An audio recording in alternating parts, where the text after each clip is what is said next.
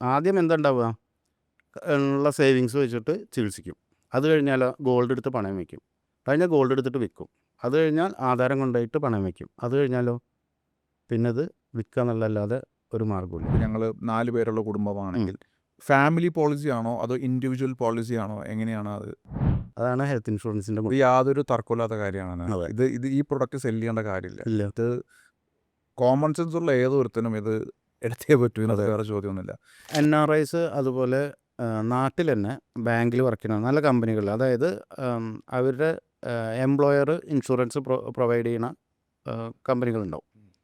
അവർ വിചാരിക്കുന്നൊരു കാര്യമുണ്ട്, ഞങ്ങൾക്ക് ഇപ്പോൾ ഇൻഷുറൻസ് ഉണ്ടല്ലോ, ഞങ്ങൾ ലാസ്റ്റ് അതായത് റിട്ടയർമെൻറ്റിന് ശേഷം എടുത്താൽ പോരെ എന്നുള്ളൊരു ചിന്താഗതി അവർക്കുണ്ട്. ഇപ്പം നമ്മൾ ഒരുപാട് ലൈഫ് സ്റ്റൈൽ ഡിസീസസ് കണ്ടുവരുന്നുണ്ട്. ഇപ്പോൾ ഹൈപ്പർ ടെൻഷൻ, കൊളസ്ട്രോള്, പിന്നെ ഡയബറ്റീസ്, അതെ. അങ്ങനെയുള്ള രോഗങ്ങൾക്ക് ഇൻഷുറൻസ് ഉണ്ടോ? ഇപ്പം ഒരാൾ 10 ലക്ഷം രൂപയുടെ പോളിസി എടുക്കുക, ആൾക്കത് എടുക്കാനേ പൈസ ഉള്ളൂ കയ്യിൽ.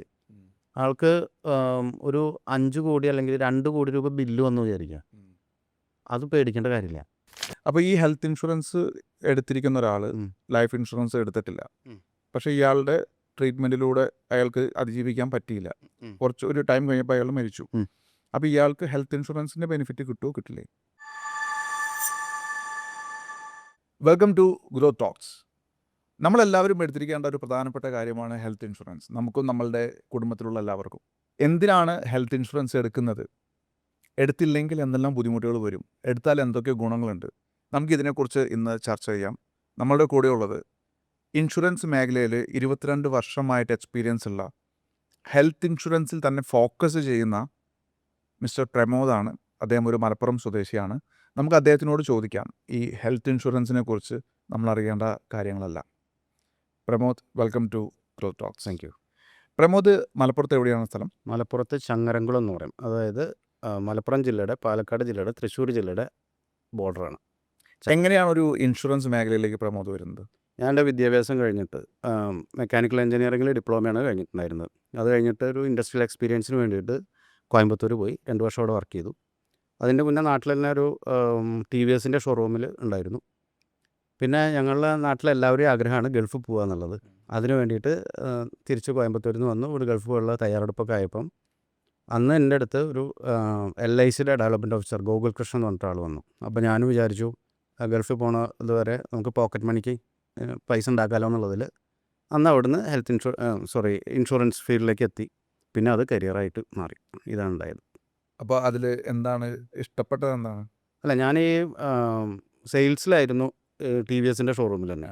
പിന്നെ ഒരു സ്ഥലത്ത് ഇരുന്ന് വർക്ക് ചെയ്യുക എന്നുള്ളത് എനിക്ക് പറ്റണ പണിയല്ല എന്നുള്ളത് മനസ്സിലായി. അടങ്ങി ഒതുങ്ങി ഇരുന്ന് വർക്ക് ചെയ്യാൻ പറ്റില്ല. അപ്പോൾ ഇന്നത് നല്ല സുഖമുള്ള ജോലിയാണ്, ഇഷ്ടംപോലെ ആൾക്കാരെ പരിചയപ്പെടാം, നമുക്ക് ഫ്രീഡം ഉണ്ട്, ഇൻകം നന്നായിട്ട് വരുന്നുണ്ട്.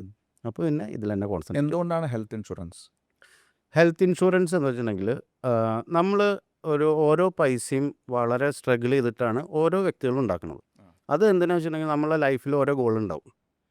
അപ്പോൾ അതിലേക്ക് നമ്മൾ അടുത്തുകൊണ്ടിരിക്കുന്ന സമയത്തായിരിക്കും ഒട്ടും പ്രതീക്ഷിക്കേണ്ട ഒരു ഹോസ്പിറ്റലൈസേഷൻ വരിക. അപ്പോൾ ഇത്രയും നാളുണ്ടാക്കിയ പൈസ ആ ഒറ്റ ബില്ലിലാണ് പോവുകയാണ്. അത് സംഭവിക്കാൻ പാടില്ല, ഒരാൾക്കും സംഭവിക്കാൻ പാടില്ല.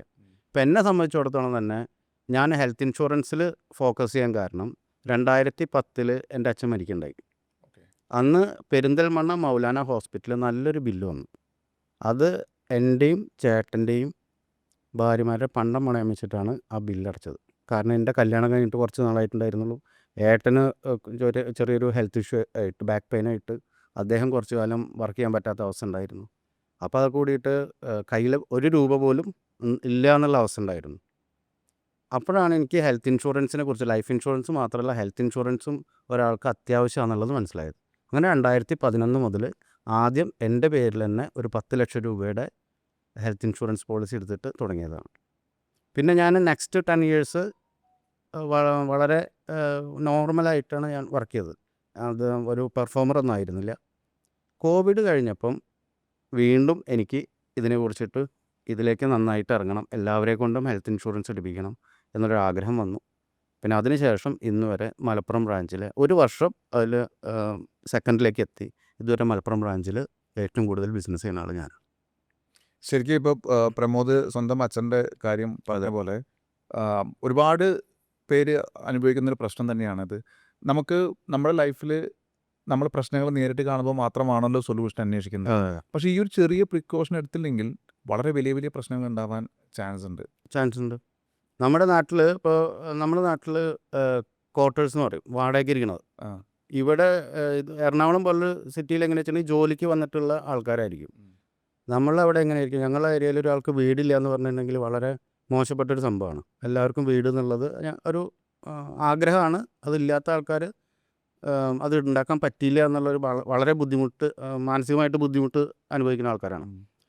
ചില നന്നായിട്ട് ജീവിച്ചിരുന്ന ആൾക്കാർ പെട്ടെന്നൊരു സുപ്രഭാതത്തിൽ ക്വാർട്ടേഴ്സിലേക്ക് മാറുമ്പോൾ അതിൻ്റെ ബാക്കിൽ ഈ ഒരു കാര്യം ഉണ്ടായിരിക്കും. ഒരു ക്രിട്ടിക്കൽനെസ് വന്നിട്ട് അവരിരിക്കുന്ന സ്ഥലം വിറ്റിട്ടായിരിക്കും ചികിത്സിച്ചിട്ടുണ്ടാവുക. അതാണ് അവിടെ സംഭവിക്കാൻ പോണത്. ആദ്യം എന്തുണ്ടാവുക, ഉള്ള സേവിങ്സ് വെച്ചിട്ട് ചികിത്സിക്കും. അത് കഴിഞ്ഞാൽ ഗോൾഡ് എടുത്ത് പണയം വയ്ക്കും. കഴിഞ്ഞാൽ ഗോൾഡ് എടുത്തിട്ട് വിൽക്കും. അത് കഴിഞ്ഞാൽ ആധാരം കൊണ്ടുപോയിട്ട് പണയം വയ്ക്കും. അത് കഴിഞ്ഞാലോ പിന്നെ അത് വിൽക്കുക എന്നുള്ളതല്ലാതെ ഒരു മാർഗ്ഗമില്ല. സ്വന്തം അച്ഛനും അമ്മയായിരിക്കും, അല്ലെങ്കിൽ ഭാര്യയായിരിക്കും, മകനായിരിക്കും ഹോസ്പിറ്റലിൽ ഉണ്ടാവുക. അവരെന്നെ തീർക്കാൻ പറ്റില്ലല്ലോ, ചികിത്സിക്കുന്ന വേണ്ടേ. ഇനി ഇതിൽ വരുന്ന വേറൊരു കാര്യം കൂടിയുണ്ട്. ഇപ്പോൾ ഉള്ളൊരു സംഭവം എന്താ വെച്ചിട്ടുണ്ടെങ്കിൽ സോഷ്യൽ മീഡിയയിൽ ലൈവ് ഇടുക, പൈസ പിരിക്കുക, കമ്മിറ്റി ഉണ്ടാക്കുക, ഇങ്ങനത്തെ കുറേ കാര്യങ്ങളുണ്ട്. ഇനി ഇദ്ദേഹം എങ്ങാനും ഈ അസുഖം മാറിയിട്ട് നല്ല രീതിയിൽ ജീവിക്കാൻ തുടങ്ങിയിട്ട് മോട്ടോർ സൈക്കിൾ എടുത്തിട്ട് സ്വന്തമായിട്ട് മേടിച്ചിട്ട് അത് കൂടെ നടക്കാൻ പറ്റില്ല. അപ്പം എന്താ, ഒരു രൂപ പോലും കൊടുക്കാത്ത ആളാവും അവിടെ ഇരുന്നിട്ട് പീഡിതനിൽ ഇരുന്നിട്ട് പറയുക, അവനെ എങ്ങനെ ഉണ്ടായിരുന്നു, നമ്മളൊക്കെ പൈസ കൊടുത്തിട്ടാണ് ചികിത്സിച്ച്, ഇപ്പം അവൻ്റെ നടപ്പ് കണ്ടില്ലേ. ജന്മത്ത് ഒരു മനസമാധാനം അവനുണ്ടാവില്ല, നല്ലപോലെ ജീവിക്കാൻ പറ്റില്ല. അങ്ങനെ ഒരു പ്രശ്നം കൂടി ഇതിലുണ്ട്. അപ്പോൾ ഇങ്ങനെ ഒന്നും സംഭവിക്കരുത് വെച്ചിട്ടുണ്ടെങ്കിൽ ആദ്യം തന്നെ നമുക്ക് ആരോഗ്യമുള്ള സമയത്ത് ഒരു ഹെൽത്ത് ഇൻഷുറൻസ് എടുത്ത് വെച്ചാൽ മതി, ഒന്നും സംഭവിക്കില്ല. അതാണ് ഹെൽത്ത് ഇൻഷുറൻസിൻ്റെ ഇത് യാതൊരു തർക്കമില്ലാത്ത കാര്യമാണ്. അതെ. ഇത് ഈ പ്രൊഡക്റ്റ് സെല് ചെയ്യേണ്ട കാര്യമില്ല. ഇല്ല. ഇത് കോമൺ സെൻസ് ഉള്ള ഏതൊരുത്തനും ഇത് എടുത്തേ പറ്റൂ, ഇത് അതെ. വേറെ ചോദ്യമൊന്നുമില്ല. ഒന്ന് പറയൂ, ഹെൽത്ത് ഇൻഷുറൻസ് എന്ന് പറയുമ്പോൾ അതിനകത്ത് എന്തൊക്കെ ടൈപ്പ് ഹെൽത്ത് ഇൻഷുറൻസ് ഉണ്ട്? അതായത് പ്രൊഡക്ട്സ് ഉണ്ടാവില്ല. ഇപ്പോൾ ഒരു പെർട്ടിക്കുലർ ഏരിയ ഫോക്കസ് ചെയ്യുന്നുണ്ടായിരിക്കും, പെർട്ടിക്കുലർ സ്ലാബുകളുള്ളതുണ്ടായിരിക്കും. അതിനൊക്കെ കുറിച്ചൊന്ന് പറയാമോ? ഹെൽത്ത് ഇൻഷുറൻസ് നോർമലി വരുന്നൊരു പ്രൊഡക്റ്റ് എങ്ങനെയാണെന്ന് വെച്ചിട്ടുണ്ടെങ്കിൽ, നമ്മൾ ഹോസ്പിറ്റലിൽ അഡ്മിറ്റ് ആയി കഴിഞ്ഞാൽ അവിടുത്തെ ബില്ല് കമ്പനി സെറ്റിൽ ചെയ്യുക എന്നുള്ളതാണ് നോർമലി വരുന്നത്. പിന്നെ അതിൽ വരുന്നത്, ഇപ്പം എല്ലാവർക്കും ഹൈ സം അഷ്യൂർഡിൻ്റെ പോളിസി എടുക്കാൻ പറ്റില്ല, വലിയ ഉയർന്ന സംഖ്യയുടെ എടുക്കാൻ പറ്റില്ല. അപ്പോൾ ഒരു ബേസ് പോളിസി ചെറിയ എമൗണ്ടിൻ്റെ എടുക്കുക, എന്നിട്ട് അത് ടോപ്പപ്പ് ചെയ്യണ, ചെറിയ പ്രീമിയത്തിന് ടോപ്പപ്പ് ചെയ്യുന്ന പ്രൊഡക്റ്റ് ഉണ്ട്. പിന്നെ ക്രിട്ടിക്കൽനെസ് ഡയഗ്നോസ് ചെയ്ത് കഴിഞ്ഞിട്ടുണ്ടെങ്കിൽ ഒരു ലംസം എമൗണ്ട് കൊടുക്കുന്ന പോളിസികളുണ്ട്. അങ്ങനെ പലതരത്തിലുള്ളതാണ്. പിന്നെ അതുപോലെ ആക്സിഡൻറ്റ് പോളിസികൾ, ആക്സിഡൻ്റ് ഡെത്ത് സംഭവിച്ചു കഴിഞ്ഞിട്ടുണ്ടെങ്കിൽ എമൗണ്ട് നോമിനിക്ക് കൊടുക്കുക, അങ്ങനത്തെ പലതരം പ്രൊഡക്റ്റുകളുണ്ട്. സാധാരണ ആൾക്കാർ എടുക്കുന്നത് ഈ ഹോസ്പിറ്റൽ എക്സ്പെൻസ് മീറ്റ് ചെയ്യാൻ വേണ്ടിയിട്ടുള്ള പോളിസികളാണ് എടുക്കുക. പിന്നെ അതിനെക്കുറിച്ചിട്ട് കൂടുതൽ അറിയുന്ന ആൾക്കാരാണ് ബാക്കിയുള്ള പ്രൊഡക്റ്റുകളൊക്കെ എടുക്കുന്നത്. ഏതിനെക്കുറിച്ച് കൂടുതൽ അറിയുന്ന ആൾക്കാർ? അതായത് ഇൻഷുറൻസിനെ കുറിച്ചിട്ട് കൂടുതൽ പഠിക്കുകയും നമ്മളോട് ചോദിച്ചിട്ട് കാര്യങ്ങൾ മനസ്സിലാക്കിയിട്ട് അവർക്ക് ആവശ്യമാണെന്ന് തോന്നുകയാണെന്നുണ്ടെങ്കിൽ അവർ നമ്മളോട് ചോദിക്കും. അപ്പോൾ നമ്മളത് ഒരു നോർമൽ ഹോസ്പിറ്റൽ എക്സ്പെൻസ് മീറ്റ് ചെയ്യുന്നല്ലാതെ മറ്റുള്ളവർ കൂടുതൽ എടുക്കുന്ന പ്രൊഡക്റ്റ് ഏതാ? ആക്സിഡൻറ്റ് ഡെത്ത് മാത്രം. അത് ലൈഫ് ഇൻഷുറൻസിൽ അല്ല, ഇതന്നെ ഹെൽത്ത് ഇൻഷുറൻസ് കമ്പനികൾ തന്നെ ആക്സിഡൻറ്റ് ഡെത്ത് പോളിസികൾ വിൽക്കുന്നുണ്ട്. അതിൽ ചിലതിൽ പെർമനൻറ്റ് ഡിസബിലിറ്റി കവർ ചെയ്യണമെന്നുണ്ട്. ഇപ്പം നമ്മൾ ഒരുപാട് ലൈഫ് സ്റ്റൈൽ ഡിസീസസ് കണ്ടുവരുന്നുണ്ട്. ഇപ്പോൾ ഹൈപ്പർ ടെൻഷൻ, കൊളസ്ട്രോള്, പിന്നെ ഡയബറ്റീസ്, അങ്ങനെയുള്ള രോഗങ്ങൾക്ക് ഇൻഷുറൻസ് ഉണ്ടോ? അങ്ങനെയുള്ള രോഗങ്ങൾക്ക് ഉള്ള ആൾക്കാർക്ക് നമുക്ക് ഇൻഷുറൻസ് കൊടുക്കാം. പക്ഷേ അതിനൊരു വെയിറ്റിംഗ് പീരീഡ് ഉണ്ടാവും. നിലവിലുള്ള അസുഖങ്ങൾക്ക് 3 വർഷത്തെ ഒരു വെയിറ്റിംഗ് പീരീഡ് ഉണ്ടാവും. ഓക്കെ. 3 വർഷം കഴിഞ്ഞാൽ ഇപ്പോൾ സാറ് പറഞ്ഞ അസുഖങ്ങൾ വന്നാലും അതിൻ്റെ കോംപ്ലിക്കേഷൻസ് വന്നാലും ക്ലൈം സുഖമായിട്ട് കിട്ടും. അവിടെ ഒരു തർക്കം ഉണ്ടാവില്ല. ഹോസ്പിറ്റൽ കേസിനാണ് കൂടുതലും ആൾക്കാർ ഇപ്പോൾ എടുക്കുന്നത്. അതെ. ഇതിൽ ഏതൊക്കെ കമ്പനീസിൻ്റെ ഏതൊക്കെ പ്രൊഡക്ട്സ് ആണ് റെക്കമെൻഡ് ചെയ്യുന്നത്? ഞാൻ റെക്കമെൻഡ് ചെയ്യണതും, എനിക്ക് 2 കമ്പനിയുടെ ഏജൻസി ഉണ്ട്. പക്ഷേ ഞാൻ ഏറ്റവും കൂടുതൽ കൊടുക്കുന്നത് സ്റ്റാർ ഹെൽത്ത് എന്ന് പറഞ്ഞ കമ്പനിയുടെ പോളിസികൾ, പ്രൊഡക്റ്റുകളാണ് കൊടുക്കുന്നത്. കാരണം എന്താ വെച്ചിട്ടുണ്ടെങ്കിൽ എനിക്കതിൽ 11 കൊല്ലത്തെ, ഇപ്പം 14 കൊല്ലം അതിലെനിക്ക് ഒരു വിൻറ്റേജ് ഉണ്ട്. അപ്പോൾ അതുകൊണ്ട് തന്നെ വളരെ കൃത്യമായിട്ട് സ്റ്റാർ ഹെൽത്ത് എന്താണ് ചെയ്യണമെന്നും എങ്ങനെയാണ് ക്ലെയിം കൊടുക്കുന്നതൊക്കെ വളരെ കൃത്യമായിട്ട് എനിക്കറിയാം. അപ്പോൾ അതുകൊണ്ട് തന്നെ നമ്മളെ സപ്പോർട്ട് ചെയ്യാൻ നല്ലൊരു ടീം നമുക്ക് ഉണ്ട്. ക്ലെയിമിലൊക്കെ എന്തെങ്കിലും ഒരു ഇഷ്യൂ വരികയാണെന്ന് തന്നെ നമുക്ക് സപ്പോർട്ട് ചെയ്യാൻ നല്ല ടീമുണ്ട്. അപ്പോൾ ഞാൻ സ്റ്റാർ ഹെൽത്താണ് കൊടുക്കുന്നത്. എന്നാൽ ഞാൻ സാർ ചോദിക്കണേക്കാട്ടും മുന്നേ അങ്ങനെ തന്നെ പറയാം, സോഷ്യൽ മീഡിയ തുറന്നു കഴിഞ്ഞിട്ടുണ്ടെങ്കിൽ ഏറ്റവും കൂടുതൽ നെഗറ്റീവ് കമൻറ്റ് വരുന്നതും സ്റ്റാർ ഹെൽത്തിനാണ്. അതെന്തുകൊണ്ടാണ്? കേരളത്തിൽ 100 പോളിസി വിൽക്കുന്നുണ്ടെങ്കിൽ 72 എണ്ണം വിൽക്കുന്നതും സ്റ്റാർ ഹെൽത്താണ്. ഉം. അപ്പോൾ 72 ആൾക്കാരിൽ ഒരു 10 ആൾക്കാർക്ക് ഒരു ക്ലൈമിൻ്റെ എന്തെങ്കിലും ഇഷ്യൂ വന്നു കഴിഞ്ഞാൽ 10 ആൾക്കാരും നെഗറ്റീവ് പറയും. നെഗറ്റീവ് പറയും. എന്നാൽ ബാക്കിയുള്ളവർ കിട്ടിയവരോ ഒരാളും മിണ്ടില്ല. വേണ്ടില്ല. ബാക്കിയുള്ള എല്ലാ കമ്പനികൾക്കും കൂടിയിട്ട് 28 പോളിസിയേ ഉള്ളൂ. അപ്പോൾ അതിൽ എത്ര എണ്ണം വരും? ഒരെണ്ണം വന്നതായി, 2 എണ്ണം വന്നതായി. അതാണ് അതിൻ്റെ കാര്യം. ഈ സ്റ്റാർ ഹെൽത്ത് എല്ലാ ഹോസ്പിറ്റലും കവർ ചെയ്യുന്നുണ്ടോ? എല്ലാ ഹോസ്പിറ്റലും ഇല്ല. എന്നാൽ ഏറ്റവും കൂടുതൽ ഹോസ്പിറ്റൽ കവർ ചെയ്യണതും സ്റ്റാർ ഹെൽത്ത് തന്നെയാണ്. ഇപ്പോൾ നമ്മളുടെ വീടിൻ്റെ അടുത്തൊരു ഹോസ്പിറ്റലുണ്ട്. ഉം. ആ ഹോസ്പിറ്റലിൽ ഈ പറയുന്ന കുറച്ച് ഇൻഷുറൻസ് പോളിസീസ് അവർ അലോ ചെയ്യുന്നുണ്ടായിരിക്കും. പക്ഷേ സ്റ്റാർ ഹെൽത്ത് ഉള്ളത് വേറെ ഹോസ്പിറ്റലിലായിരിക്കും. അപ്പോൾ ഞാൻ പോയി എടുക്കേണ്ട ഇൻഷുറൻസ് സ്റ്റാർ ഹെൽത്ത് എടുത്തിട്ട് സ്റ്റാർ ഹെൽത്ത് ഉള്ള ദൂരെയുള്ള ഹോസ്പിറ്റലിലേക്ക് പോകുന്നതാണോ നല്ലത്, അതോ വീടിനടുത്തുള്ള ഹോസ്പിറ്റൽ നോക്കിയിട്ട് ഒരു പോളിസി എടുക്കുന്നതാണോ നല്ലത്? സ്റ്റാർ ഹെൽത്തിൻ്റെ നെറ്റ്വർക്ക് ഹോസ്പിറ്റൽ നമുക്ക് അങ്ങനെ തിരഞ്ഞെടുക്കേണ്ട കാര്യമൊന്നുമില്ല. എല്ലായിടത്തും ഉണ്ട്. എല്ലായിടത്തും ഉണ്ട്. പിന്നെ അതിൽ പ്രധാനമായിട്ട് നമ്മൾ ചിന്തിക്കേണ്ട കാര്യം എന്ന് വെച്ചിട്ടുണ്ടെങ്കിൽ, ഇപ്പോൾ നമ്മളെ വീടിൻ്റെ അടുത്തുള്ള ചെറിയൊരു ഹോസ്പിറ്റലാണെന്ന് വിചാരിക്കാം. അവിടെ ഒരു ഇപ്പോൾ ഒരു കാർഡിയാക് ഡിപ്പാർട്ട്മെൻറ്റ് ഇല്ലാത്തൊരു ഹോസ്പിറ്റലാണെന്നുണ്ടെങ്കിൽ അവിടെ ടൈപ്പ് മാത്രമുള്ളൊരു പോളിസി എടുത്തിട്ട് നമുക്ക് കാര്യമില്ല. നമുക്ക് വരുന്ന ക്രിട്ടിക്കൽനെസ്സിനെയാണ് നമ്മൾ മെയിനായിട്ട് ഫോക്കസ് ചെയ്യേണ്ടത്. അപ്പം അങ്ങനത്തെ വലിയ വലിയ ഹോസ്പിറ്റലിനെ കവർ ചെയ്യണത്, അല്ലെങ്കിൽ അവരേനായിട്ട് നെറ്റ്വർക്കിൽ ടൈപ്പ് ആയിട്ടുള്ള ഇൻഷുറൻസ് കമ്പനി ഏതാണ് അവരെ നമ്മൾ എടുക്കുക. ഞാൻ ചോദിക്കാൻ കാരണം പല ആൾക്കാരും അവർ ലോകം കാണുന്നത് അങ്ങനെയാണ്, വീടിനടുത്തുള്ള ഹോസ്പിറ്റൽ അങ്ങനെയൊക്കെ ആണ്. അപ്പോൾ അവിടെ ചെല്ലുമ്പോൾ സ്റ്റാർ ഹെൽത്ത് എടുത്തിട്ട് അത് അവിടെ എടുത്തില്ലെങ്കിൽ, ഇപ്പോൾ പ്രമോദിൻ്റെ വീഡിയോ കണ്ടു, ഒരാൾ സ്റ്റാർ ഹെൽത്ത് എടുത്തു, പക്ഷേ വീടിനടുത്തുള്ള ഹോസ്പിറ്റലിൽ ചെന്നപ്പോൾ അവിടെ സ്റ്റാർ ഹെൽത്ത് ഇല്ല. അപ്പോൾ അവർക്ക് അതിനെക്കുറിച്ച് വലിയ നോളജ് ഇല്ല, ഏജ്ഡ് ആയിട്ടുള്ള ഒരാളാണ്. അപ്പോൾ അവിടെ പ്രശ്നം വരരുത്, അതുകൊണ്ടാണ് ഞാൻ ആ ചോദ്യം ചോദിച്ചത്. അത് നമ്മൾ പോളിസി കൊടുക്കുമ്പോൾ തന്നെ നമ്മളിത് കാര്യങ്ങൾ പറഞ്ഞു കൊടുക്കും. അറ്റ് പ്രസൻറ്റ് ഏതൊക്കെ ഹോസ്പിറ്റലിനായിട്ടാണ് നമുക്ക് ടൈപ്പ് ഉള്ളത് അത് പറഞ്ഞു കൊടുക്കും. ഇന്ന് ടൈപ്പ് ഉണ്ടെന്ന് വെച്ചിട്ട് നാളെ ഉണ്ടായിക്കൊള്ളണം എന്ന് നിർബന്ധമില്ല. അതും അപ്ഡേറ്റ് ചെയ്തുകൊണ്ടേയിരിക്കും. പുതിയ ഹോസ്പിറ്റൽ വരും, ഉള്ളതിനെ ചിലപ്പോൾ പുറത്താക്കും, അങ്ങനെ സംഭവിച്ചുകൊണ്ടിരിക്കും. ഈ പോളിസി തന്നെ പിന്നീട് റീഇംബേഴ്സ് ചെയ്ത് കൊടുക്കുന്ന ഒരു കാറ്റഗറി ഉണ്ട്, ബില്ലിൽ തന്നെ സെറ്റിൽ ചെയ്യുന്ന ക്യാഷ്ലെസ്സും റീഇംബേഴ്സ്മെന്റ് രണ്ടും. ക്യാഷ്ലെസ്സും അത് എങ്ങനെയാണ് വർക്ക് ചെയ്യുന്നത്? അത് നമ്മൾ ചൂസ് ചെയ്യുന്നതാണോ അതോ ഹോസ്പിറ്റൽസ് ആണോ ഡിസൈഡ് ചെയ്യുന്നത്? എങ്ങനെയാണ്? അങ്ങനെയല്ല. അപ്പം നമ്മൾ എത്തിപ്പെടുന്ന ഹോസ്പിറ്റൽ ഏതാണെന്ന് നമുക്ക് പറയാൻ പറ്റില്ല. അവിടെ സാറ് നേരത്തെ ചോദിച്ച പോലെ അവിടെ ക്യാഷ്ലെസ് ഇല്ല എന്ന് വിചാരിക്കാം. അങ്ങനെ നമുക്ക് റീഇംബേഴ്സ് ചെയ്യാൻ മാർഗമുള്ളൂ. അപ്പോൾ അത് ഹോസ്പിറ്റൽസ് ആണ് ആ പോളിസി വെക്കുന്നത്? എങ്ങനെയാണ് അവർ? അല്ല. അതായത് ഞാനിപ്പം ഇവിടെ ഉള്ള കാക്കനാടുള്ളൊരു ഹോസ്പിറ്റലെത്തി, എനിക്ക് ഇവിടുന്ന് ഒരു ആക്സിഡൻറ്റ് ഉണ്ടായിരുന്നായിരിക്കാം. അവിടെ സ്റ്റാർ ഹെൽത്ത്, എൻ്റെ ഉള്ള സ്റ്റാർ ഹെൽത്താണ്. സ്റ്റാർ ഹെൽത്ത് ഇവരായിട്ട് ടൈപ്പ് അല്ല. ഓക്കെ. അപ്പോൾ എൻ്റെ ജീവൻ രക്ഷിക്കാൻ ഹെൽത്ത് ഇൻഷുറൻസ് ഏത് കമ്പനിയുടെ നോക്കാൻ പറ്റില്ല. നമുക്ക് ചികിത്സ ഏറ്റവും എളുപ്പം കൊടുക്കുക എന്നുള്ളതാണ്. അപ്പോൾ നമ്മൾ അവിടെ ഡിസ്ചാർജ് ആയി കഴിഞ്ഞിട്ടുണ്ടെങ്കിൽ അതിൻ്റെ ഡിസ്ചാർജ് സമ്മറി ബില്ലെല്ലാം കൂടിയിട്ട് കമ്പനിക്ക് കൊടുത്തു കഴിഞ്ഞാൽ 30 ദിവസത്തിൻ്റെ ഉള്ളിൽ കമ്പനി പൈസ മൊത്തം തരും. നമുക്ക് അങ്ങനെ ചെയ്യാൻ പറ്റും, റീഇംബേഴ്സ് ചെയ്യാൻ പറ്റും സ്റ്റാർ ഹെൽത്തിൽ. ഓക്കെ. അപ്പോൾ അത് ഹോസ്പിറ്റലിൽ ആയിട്ട് ടൈപ്പ് വേണം നിർബന്ധമില്ല? വേണ്ട, ഏത് ഹോസ്പിറ്റലിൽ നമുക്ക് ചികിത്സിക്കാം. ഓക്കെ. ചില എക്സ്ക്ലൂഡഡ് ഹോസ്പിറ്റൽസ് ഉണ്ട്, അവിടെ ജീവൻ രക്ഷിക്കാനുള്ള പ്രാഥമികമായിട്ടുള്ള ചികിത്സ മാത്രമേ കൊടുക്കാൻ പാടുള്ളൂ. ബാക്കി ഓക്കെ. ഇനി എന്തൊക്കെ ടൈപ്പാണ് ഇപ്പോൾ സ്റ്റാർ ഹെൽത്തിൻ്റെ ഒരു പോളിസി എടുക്കുമ്പോൾ അത് ഒരാൾ എടുക്കേണ്ടത്? ഇപ്പോൾ ഫോർ എക്സാമ്പിൾ പറയുകയാണെങ്കിൽ, ഇപ്പോൾ ഞങ്ങൾ 4 പേരുള്ള കുടുംബമാണെങ്കിൽ ഫാമിലി പോളിസി ആണോ അതോ ഇൻഡിവിജ്വൽ പോളിസി ആണോ? എങ്ങനെയാണ് അത്? ഫാമിലി ആയിട്ട് തന്നെയാണ് എടുക്കേണ്ടത്.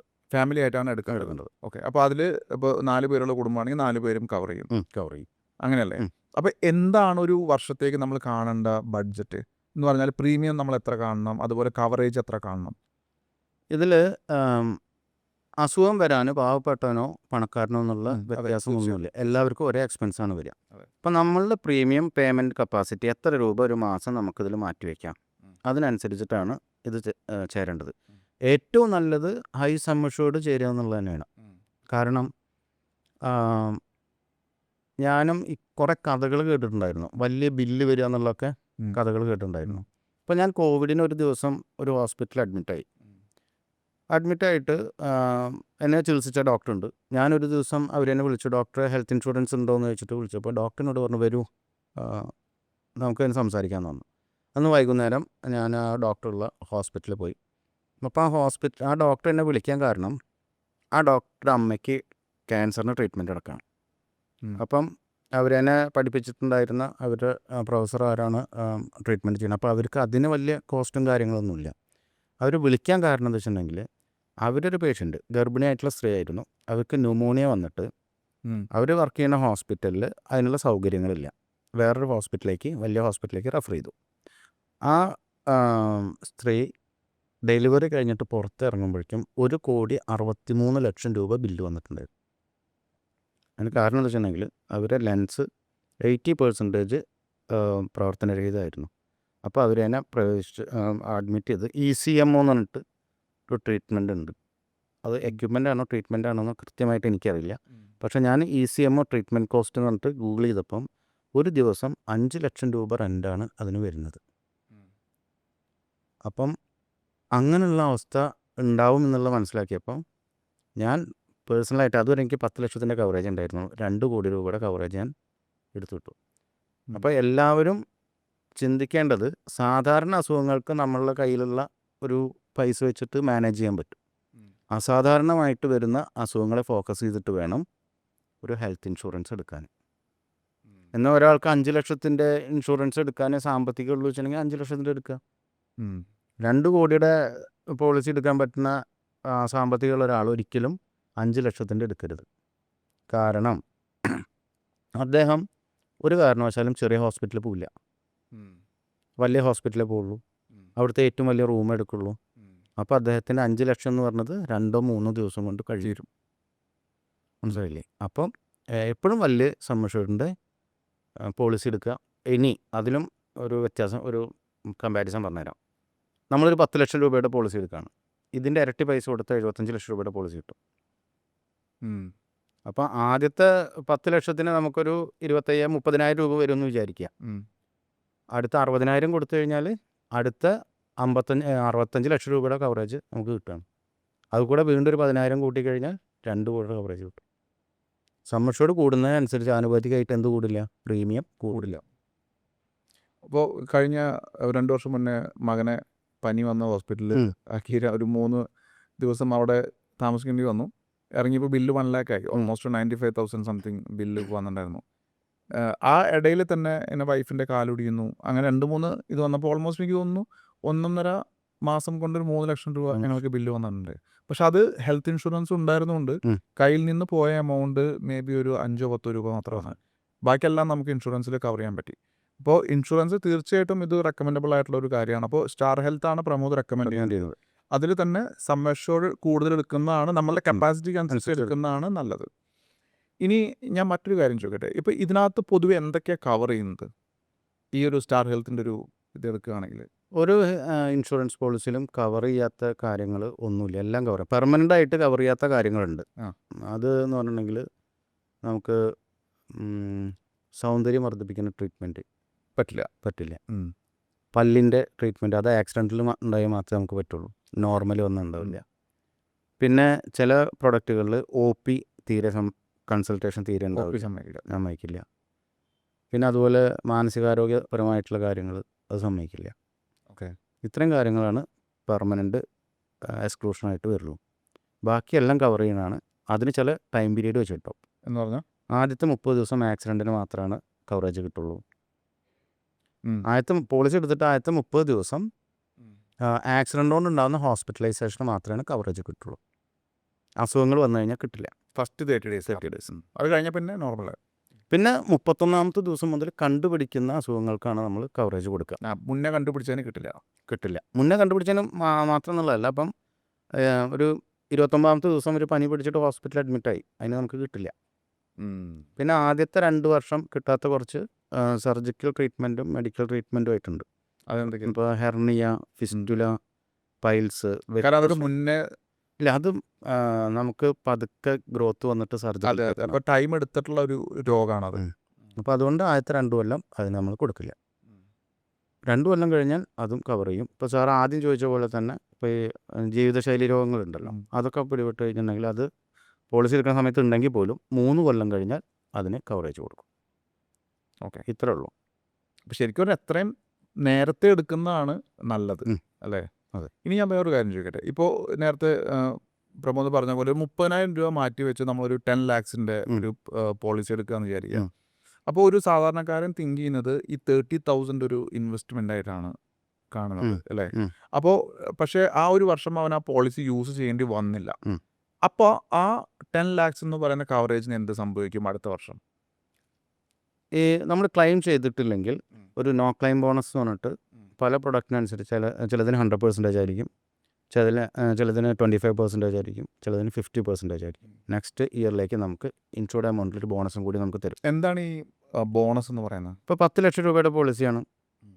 അപ്പോൾ നെക്സ്റ്റ് ഇയർ നമുക്ക് 5 ലക്ഷം രൂപയുടെ കവറേജ് കൂടുതൽ കിട്ടുകയാണ്. ഉം. ഒറ്റ ബില്ല് തന്നെ 15 ലക്ഷം രൂപയുടെ വന്നാലും നമുക്ക് സുഖമായിട്ട് സെറ്റിൽ ചെയ്യാം. അതാണ് ബോണസ് എന്ന് പറയുന്നത്. ബോണസ് വന്നത് ആ ബോണസ് ഈ പറഞ്ഞ 5 ലക്ഷം നോ രൂപ. Claim bonus. No claim bonus ഓരോ ഇൻഷുറൻസ് പോളിസിക്കും ഒരു ഇത്ര രൂപ നോ ക്ലെയിം ബോണസ് സെറ്റ് ചെയ്തിട്ടുണ്ടായിരിക്കും. അപ്പോൾ അത് നമ്മൾ ചെയ്തിട്ടില്ലെങ്കിൽ ഇത് നമുക്ക് ആഡ് ഓൺ ആഡ് ഓൺ ആയിട്ട് വരും. അപ്പോൾ അതാണ് ഈ പറയുന്ന 50% 100% എന്ന് പറയുന്നത് അല്ലേ? ഇനി അത് കൂടാതെ ചില പ്രൊഡക്റ്റുകളിൽ എല്ലാ വർഷവും 100% ബോണസ് ആഡ് ആയിട്ട് വരും. അത് അൺലിമിറ്റഡ് ആയിട്ട് കിട്ടിക്കൊണ്ടേയിരിക്കും. അതായത് ഒരു 10 ലക്ഷം രൂപയുടെ പോളിസി എടുത്ത ഒരാൾ 10 കൊല്ലം കഴിയുമ്പോൾ ഉള്ള കവറേജ് ഓട്ടോമാറ്റിക് 1 കോടി ആയിട്ടുണ്ടാവും. 1 കോടി ആയിട്ടുണ്ടായിരുന്നു. പക്ഷേ പ്രീമിയം സെയിം ആയിരിക്കും. പ്രീമിയം സെയിം ആയിരിക്കും. പ്രീമിയം നോർമലി എങ്ങനെ വെച്ചിട്ടുണ്ടെങ്കിൽ ഒരു ഏജ് സ്ലാബ് വെച്ചിട്ടാണ് മാറിക്കൊണ്ടിരിക്കുക. ഇപ്പോൾ ഇറങ്ങുന്ന ചില പോളിസികളിലൊക്കെ ഇത്ര വയസ്സ് വരെ ക്ലെയിം ചെയ്തിട്ടില്ലെങ്കിൽ പ്രീമിയം കൂടില്ല എന്നുള്ളത് വന്നിട്ടുണ്ട്. ഓക്കെ. ഒരേ പ്രീമിയം ആയിരിക്കും വന്നിട്ടുണ്ട്. ഈ പ്രീമിയം ഏതെങ്കിലും ഒരു വർഷം അടയ്ക്കാൻ സാധിച്ചില്ല, ഒരു 4-5 വർഷം അടച്ചു, ഒരു വർഷം അടച്ചില്ല, അപ്പോൾ എന്ത് സംഭവിക്കും? അവിടെ തീർന്നു, ബ്രേക്ക് ആവും. ബ്രേക്കോ. പിന്നെ അത് ഫ്രഷ് ആയിട്ട് പുതിയ പോളിസി ആയിട്ട് മാറും. അപ്പോൾ ഈ പറഞ്ഞ എല്ലാ നിയമങ്ങളും വീണ്ടും അതല്ലാന്നുണ്ടെങ്കിൽ ചിലപ്പം ചില കമ്പനികളൊക്കെ സ്പെഷ്യൽ റിവൈവൽ ക്യാമ്പയിൻ എന്നൊക്കെ പറഞ്ഞിട്ട് ഇടയ്ക്കൊന്ന് വരും, ഒരു ഓപ്പർച്യൂണിറ്റി കൊടുക്കും, ടൈം പീരീഡ് കൊടുക്കും. പക്ഷേ പ്രത്യേകം ശ്രദ്ധിക്കണം, അതിൻ്റെ ഉള്ളിൽ നമുക്ക് ക്ലെയിമൊന്നും ഉണ്ടാവാൻ പാടില്ല. അങ്ങനെ ക്ലെയിം ഇല്ലാത്ത പോളിസികൾ മാത്രമാണ് പുതുക്കാൻ സമ്മതിക്കാറ്. പക്ഷെ നമ്മൾ അതിൻ്റെ ഇടയ്ക്ക് ക്ലെയിം വന്നിട്ട് നമ്മൾ അത് മറച്ചു വെച്ചിട്ട് ചേരുകയാണെന്നുണ്ടെങ്കിൽ പിന്നെ ഭാവിയിൽ അദ്ദേഹത്തിന് ഒരു ക്ലെയിമും കിട്ടാനുള്ള സാധ്യത ഇല്ല. മനസ്സിലായി. അപ്പോൾ നമുക്ക് മൾട്ടിപ്പിൾ കമ്പനീസിൻ്റെ ഇൻഷുറൻസ് എടുക്കുന്നുണ്ടോ വല്ല അഡ്വാൻറ്റേജ് ഉണ്ടോ? ഒന്നിലത്തെ കഴിഞ്ഞ് കഴിഞ്ഞാൽ അടുത്ത് ഉപയോഗിക്കാം, അങ്ങനെ അല്ലാതെ ഇതൊന്നും ലാഭം ഉണ്ടാക്കാൻ പറ്റില്ല. അപ്പോൾ ഞാൻ ആ ചോദ്യത്തിലേക്ക് വന്നുകൊണ്ടിരിക്കുന്നത്, അപ്പോൾ നമ്മൾ ഇൻവെസ്റ്റ് ചെയ്യുന്ന ഒരു 30,000 for example in A year, ഇതിൽ ഈ എമൗണ്ട് വേറെ എവിടെയെങ്കിലും നമുക്ക് ഇപ്പോൾ ടാക്സ് ബെനിഫിറ്റോ അങ്ങനെ എന്തെങ്കിലുമൊക്കെ ബെനിഫിറ്റുകളുണ്ടോ? ഇപ്പം പുതിയ സ്കീമൊക്കെ ഇൻകം ടാക്സ് ബെനിഫിറ്റാണ് ഇതിൽ കിട്ടുക. ഇപ്പോൾ പുതിയ സ്കീമാകുമ്പോൾ അതിലൊന്നും പ്രാധാന്യമില്ല ഇൻകം ടാക്സ് ബെനിഫിറ്റിൻ്റെ. അപ്പോൾ ഇത് ലിറ്ററലി ഒരു പ്യുവർ ഇൻവെസ്റ്റ്മെൻറ്റ് തന്നെയാണ്. ഹെൽത്ത് ഇൻഷുറൻസിൽ ഇൻവെസ്റ്റ് ചെയ്യുക. അതിൻ്റെ അതിൻ്റെ റിട്ടേൺ എന്ന് പറഞ്ഞിട്ടുണ്ടെങ്കിൽ നമുക്ക് ആപത്തുകാലം വരുന്ന സമയത്ത് ആ പൈസ ഇൻഷുറൻസ് കമ്പനി തരും. ശരിക്കും ആപത്തുകാലം വരുമ്പോൾ വലിയൊരു പ്രശ്നമായിരിക്കും വരാൻ കാരണം. അപ്പോൾ അതിന് ഈ ഒരു 5,000 പെർ മന്തൊക്കെ എന്ന് പറഞ്ഞാൽ മാറ്റി വയ്ക്കാവുന്നൊരു കാര്യം തന്നെയാണ്. ഇനി ഞാൻ വേറൊരു കാര്യം ചോദിച്ചത്, ഹെൽത്ത് ഇൻഷുറൻസും ഈ ലൈഫ് ഇൻഷുറൻസും തമ്മിൽ ആക്ച്വലി എന്താ യഥാർത്ഥത്തിൽ വ്യത്യാസം? ഒരാൾ മരിക്കുമ്പോൾ കിട്ടുന്നു, ഒരാൾ ഹെൽത്ത് പ്രോബ്ലംസ് വരുമ്പോൾ കിട്ടുന്നു, ഇത് രണ്ടുമല്ലേ? അതെ. അപ്പോൾ ഈ ഹെൽത്ത് ഇൻഷുറൻസ് എടുത്തിരിക്കുന്ന ഒരാൾ ലൈഫ് ഇൻഷുറൻസ് എടുത്തിട്ടില്ല, പക്ഷേ ഇയാളുടെ ട്രീറ്റ്മെൻറ്റിലൂടെ അയാൾക്ക് അതിജീവിക്കാൻ പറ്റിയില്ല, കുറച്ച് ഒരു ടൈം കഴിഞ്ഞപ്പോൾ അയാൾ മരിച്ചു. അപ്പോൾ ഇയാൾക്ക് ഹെൽത്ത് ഇൻഷുറൻസിൻ്റെ ബെനിഫിറ്റ് കിട്ടുമോ കിട്ടില്ലേ? ട്രീറ്റ്മെൻറ്റ് കോസ്റ്റ് കിട്ടും, പക്ഷേ ഡെത്ത് ബെനിഫിറ്റ് ഒരിക്കലും കിട്ടില്ല. ഈ ക്യാൻസർ പോലുള്ള രോഗങ്ങൾക്ക് ഇത് കവർ ചെയ്യുന്നുണ്ടോ ഈ ഹെൽത്ത് ഇൻഷുറൻസ്? പിന്നെ ഡേ 31 മുതൽ കവർ ചെയ്യണം. കോവിഡ് കവർ ചെയ്യുന്നുണ്ട്. കോവിഡിന് സ്പെഷ്യൽ പോളിസീസ് വല്ലതും ഉണ്ടോ? കോവിഡിന് സ്പെഷ്യൽ പോളിസീസ് ഉണ്ട്, കോവിഡിന് മാത്രമായിട്ടുണ്ട്. അതെന്താ അങ്ങനെ? ഈ സ്പെഷ്യലൈസ്ഡ് പ്രൊഡക്ട്സ് വരുമ്പോൾ എന്താണ് അതിൻ്റെ ഒരു ഡിഫറൻസ്? അത് കോവിഡിന് മാത്രമേ കവർ ഉള്ളൂ, അല്ലെങ്കിൽ ആ പർട്ടിക്കുലർ അസുഖത്തിന് മാത്രമേ കവർ. അതിന് പ്രീമിയം കുറവായിരിക്കുമോ? വളരെ ചെറിയ പ്രീമിയം ആയിരിക്കും. ഈ അതായത് ഓരോ രോഗത്തിന് വേണ്ടി ഇപ്പോൾ ഒരുപാട് പേര് ക്യാൻസർ ഉണ്ടോ എന്ന് സ്വയം സംശയിക്കുന്ന ഒരുപാട് പേരുണ്ട്. അപ്പോൾ അവർക്ക് ക്യാൻസറിന് വേണ്ടി മാത്രമല്ല, ക്യാൻസറിന് മാത്രമായിട്ടുള്ള അങ്ങനത്തെ പ്രൊഡക്റ്റ് ഇല്ല. ഇത് കോവിഡ് നമ്മൾ പ്രതീക്ഷിക്കാതെ വന്നൊരു സംഭവമല്ലേ, അതിന് ട്രീറ്റ്മെൻറ്റ് കോസ്റ്റും വളരെ അധികം ഉണ്ടായിരുന്നു. അപ്പോൾ ആ സമയത്ത് ഉള്ളൊരു കമ്പനികൾ ഇറക്കിയിട്ടുള്ളൊരു സംഭവമാണത്. അതല്ലാതെ ഓരോ അസുഖത്തിന് ചികിത്സിക്കാൻ ഇങ്ങനെ പ്രൊഡക്റ്റ് എന്നുള്ളതില്ല. പിന്നെ ക്രിട്ടിക്കൽനെസ് മാത്രം കവർ ചെയ്യുന്ന പ്രൊഡക്റ്റുകളുണ്ട്. അതെന്തൊക്കെയാണ്? അതായത് നമുക്ക് ക്രിട്ടിക്കൽനെസ് ഡയഗ്നോസ് ചെയ്ത് കഴിഞ്ഞാൽ എത്ര രൂപയുടെ പോളിസിയാണ് നമ്മൾ എടുത്തിരിക്കുന്നത് അത്രയും പൈസ ആ വ്യക്തിക്ക് കൊടുക്കും. ഒന്നുകൂടെ പറയും. അതായത് ഒരു 25 lakhs ക്രിട്ടിക്കൽ ഇൻഷുറൻസ് നമ്മൾ എടുത്തിട്ടുണ്ട്, ക്രിട്ടിക്കൽ കറണ്ട് ഇൻഷുറൻസ് എടുത്തിട്ടുണ്ട്. അപ്പോൾ എനിക്ക് ക്രിട്ടിക്കൽ ഇൽനെസ് ഡയഗ്നോസ് ചെയ്തു, ക്യാൻസർ ആവാം, കിഡ്നി ഫെയിലർ ആവാം, എന്താവാം. അപ്പോൾ നമുക്ക് ആ പൈസ തരും. അല്ല ആ 25 lakhs നമുക്ക് തരും.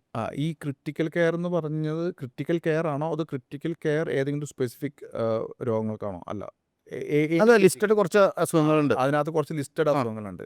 അത് വന്നു കഴിഞ്ഞാൽ എത്ര രൂപയാണോ അതിൽ പറഞ്ഞിരിക്കുന്നത് അത് നമുക്ക് രൂപ തരും. നമുക്ക് തരും. അത് ആക്ച്വൽ ട്രീറ്റ്മെന്റ് കോസ്റ്റ് ഒന്നല്ല കേട്ടോ. ട്രീറ്റ്മെന്റ് കോസ്റ്റ് അല്ല, അല്ല, അത് അതിൽ പറഞ്ഞിരിക്കുന്ന ആ amount. പറഞ്ഞിരിക്കുന്ന എമൗണ്ട് നമുക്ക് തരും. ഓക്കെ, അതും ഈ ആനുവൽ പ്രീമിയത്തിൽ പോകുന്ന ഒരു പാക്കേജാണ്. അതെ അതെ അതെ അതെ. ആനുവൽ പ്രീമിയത്തിൽ പോകുന്ന പാക്കേജ്. അപ്പോൾ അത് ഹോസ്പിറ്റൽ ബില്ലുമായിട്ട് യാതൊരു ബന്ധവുമില്ല. അപ്പോൾ അതും വേറൊരു ഹെൽത്ത് ആ.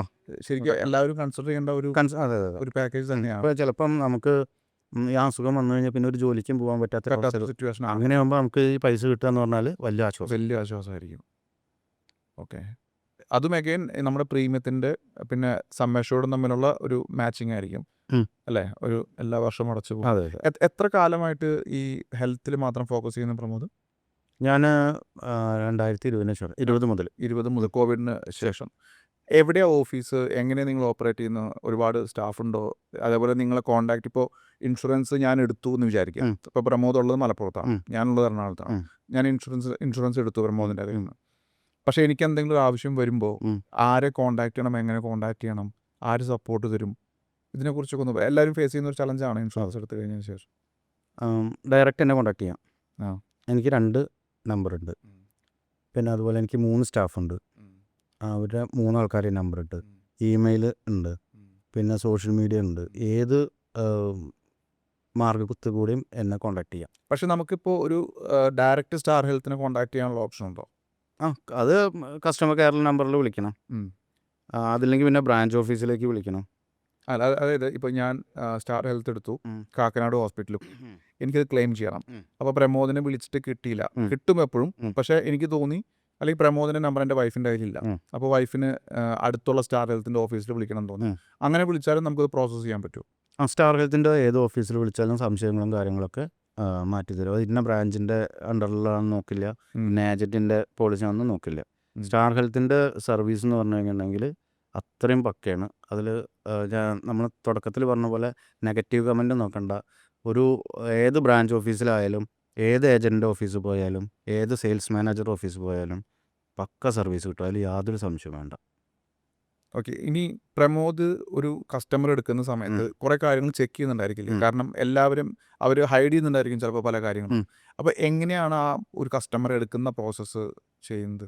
ഹൈഡ് ചെയ്യുന്ന കാര്യങ്ങൾ അവരും അറിഞ്ഞുകൊണ്ട് ഹൈഡ് ചെയ്യണതാവില്ല. അറിഞ്ഞുകൊണ്ടും ചെയ്യുന്നുണ്ടായിരിക്കാമല്ലോ. അപ്പോൾ എന്ത് ചെയ്യും? അത് പിന്നെ അവരുടെ വിധി നമുക്ക് അല്ല, വിചാരിക്കാൻ പറ്റുമോ? എന്ന് പറഞ്ഞാൽ അവരെടുത്തു കഴിഞ്ഞാലും ചിലപ്പോൾ ക്ലെയിം ടൈമിൽ ബുദ്ധിമുട്ട് വരും. കഴിഞ്ഞാൽ അതായത് എന്നോടാണ് നുണ പറയുള്ളൂ, അല്ലെങ്കിൽ ഏതൊരു ഇൻഷുറൻസ് ഏജൻറ്റിനോടാണ് നുണ പറയുള്ളൂ. ഒരു ഡോക്ടറെ അടുത്ത് നുണ പറയില്ല. കാരണം ഡോക്ടറെ അടുത്ത് നുണ പറഞ്ഞു കഴിഞ്ഞാൽ ചിലപ്പോൾ കൊടുക്കുന്ന മെഡിസിൻ റിയാക്ഷൻ ഉള്ളതായിരിക്കും. അപ്പോൾ ഡോക്ടറെ അടുത്ത് എല്ലാ ചരിത്രങ്ങളും പറയും. ഡോക്ടറെ ഫയലിൽ അതേപോലെ എഴുതി വയ്ക്കും. ഇതാണ് കമ്പനികൾക്ക് അയച്ചു കൊടുക്കുക ഹോസ്പിറ്റലിൽ നിന്ന്. ആ സമയത്ത് പറയും പോളിസി എടുക്കുന്നതിനെക്കാട്ടും മുന്നേ ഈ അസുഖം ഉണ്ടായിരുന്നു, എടുക്കുന്ന സമയത്ത് കമ്പനിയോട് പറഞ്ഞില്ല, അതുകൊണ്ട് പ്രീ എക്സിസ്റ്റിംഗ് ഡിസീസ് എന്ന് പറഞ്ഞിട്ട് ആ ക്ലെയിം നിരസിക്കും. അവിടെ വേറൊരു ഓപ്ഷനും ഇല്ല. അതുകൊണ്ട് എല്ലാ കാര്യങ്ങളും സത്യസന്ധമായിട്ട് പറയണം.